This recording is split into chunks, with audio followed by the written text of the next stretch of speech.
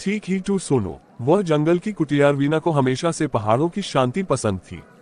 जब उसे जंगल के अंदर एक पुरानी सुनसान कुटिया बेहद सस्ते दाम पर मिली तो वह खुद को रोक नहीं पाए।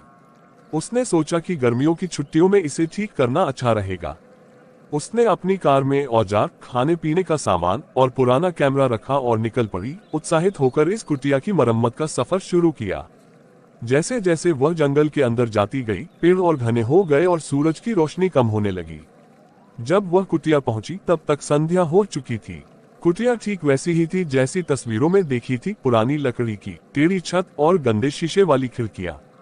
हालांकि यह कुटिया जर्जर हालत में थी, रवीना ने इसमें संभावनाएं देखी। पहले दिन उसने सफाई और बगीचे की झाड़ियों को काटने में बिताया। उसी शाम जब वह बरामदे में बैठकर चाय पी रही थी, उसने ध्यान दिया कि जंगल में अजीब तरह की शांति थी। न पक्षियों की चहचहाहट, न कीड़ों की आवाज, बस एक घनी भयानक शांति। उसकी रीढ़ की हड्डी में एक ठंडी लहर दौड़ गई, लेकिन उसने इसे थकान मानकर नजरअंदाज कर दिया। अगले कुछ दिन बिना किसी घटना के बीत गए। रवीना ने मेहनत से छत की मरम्मत की, फर्श को ठीक किया और दीवारों को पेंट किया।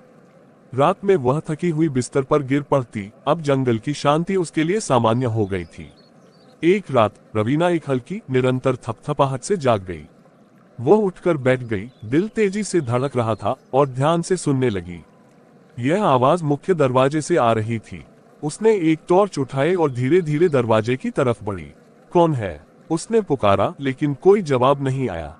उसने धीरे धीरे दरवाजा खोला, टॉर्च की रोशनी को अंधेरे में चमकाया।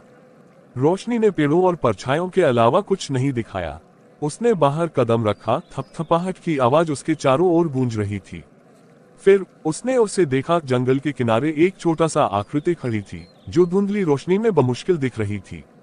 यह एक बच्चा लग रहा था, लेकिन कुछ अजीब था।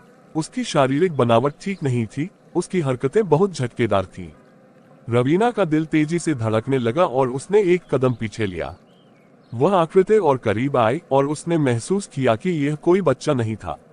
यह एक मुड़ी-तुड़ी भयानक प्राणी था। उसकी आंखें एक दुष्ट प्रकाश से चमक रही थीं। रवीना ने मुड़कर कुटिया के अंदर भाग ली, दरवाजा जोर से बंद कर दिया। उसने उसे ताला लगाया और पीछे हट गई, अपने तेज धड़कते दिल को शांत करने की कोशिश करने लगी। थपथपाहट फिर से शुरू हो गई, इस बार और भी तेज।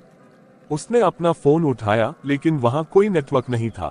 जैसे जैसे थपथपाहट और जोर से होने लगी, उसका डर बढ़ता गया। फिर उस प्राणी की आवाज पतली और फुसफुसाती हुई दरवाजे के आर पार आ रही थी। मुझे अंदर आने दो। क्या आप इस कहानी को यहाँ से जारी रखना चाहेंगे या इसका कोई विशेष मोड़ चाहते हैं?